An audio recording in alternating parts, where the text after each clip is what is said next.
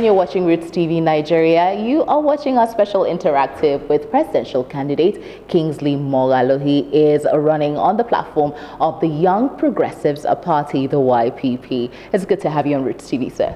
Thank you very much for having me. All right.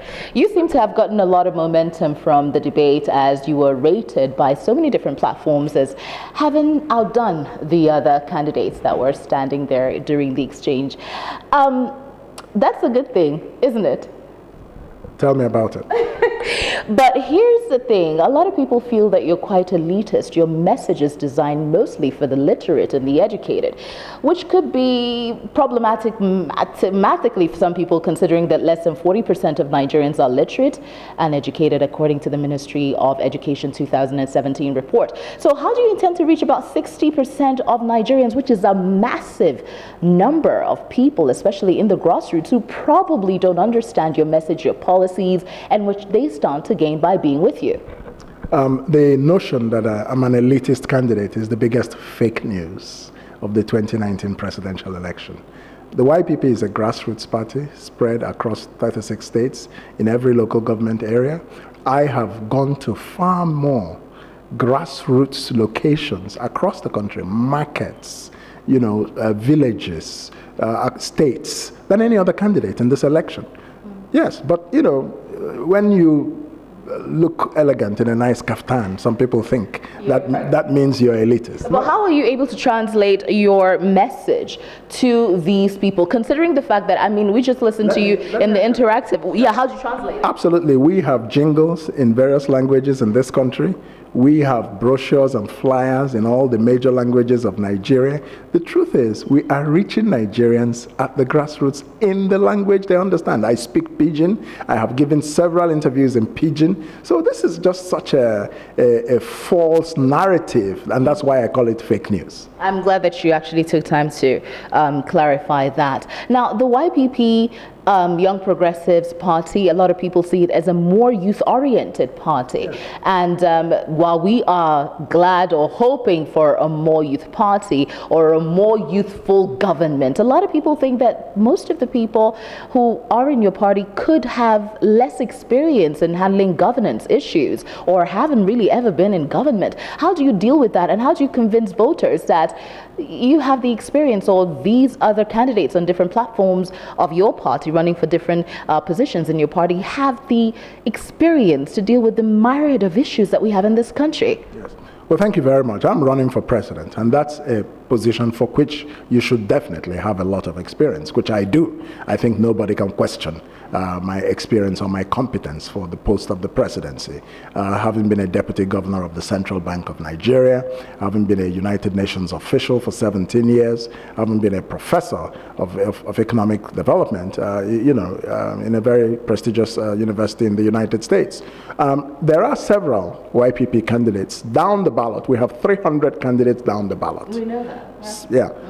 And many of them are people who also have experience relevant to the positions they're seeking. Many of them houses of assembly, about 200 candidates, 55 candidates for House of Reps, 21 candidates for Senate, 16 candidates for governor. And I believe that the experience of the members of my party for these positions is relevant to those positions.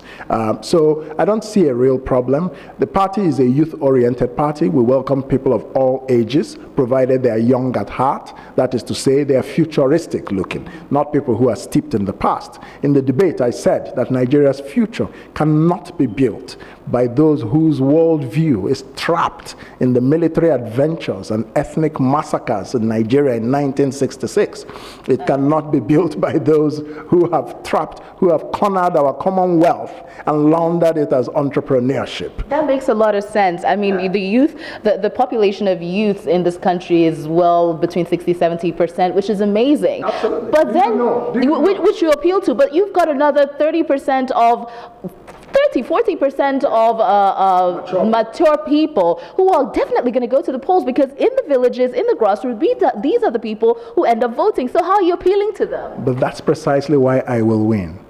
I am the only youth candidate who appeals to this majority, this demographic. You're in your 50s. Yeah, because I'm in my mid-50s. So, and I have the kind of experience that demographic respects. Do you see what I'm saying? And yet I'm youthful, I'm future-facing. So I cross several demographics in terms of my appeal. And that's one of the secret reasons why I'll win the election.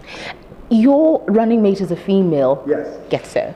A young female. Ooh, that's interesting. I mean, of course we know that. But in the VP debate, a lot of people said she gave out a lackluster performance. Some people, some reviews had it that she wasn't really able to feature as much as she should have. And I also believe that you chose to run with a female as a VP candidate for your candidacy, for your party, because you wanted to appeal to the female voters. Is that true?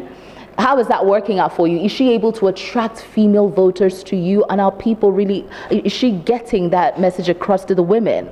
No question about it. She is attracting a lot of female voters and a lot of young voters. But more importantly is the reason why I chose her. I chose her because she's capable. I chose Getso, who is a 37-year-old young woman from Kano State, because she has a passion. She shares my vision for this country. And that's a very admirable thing.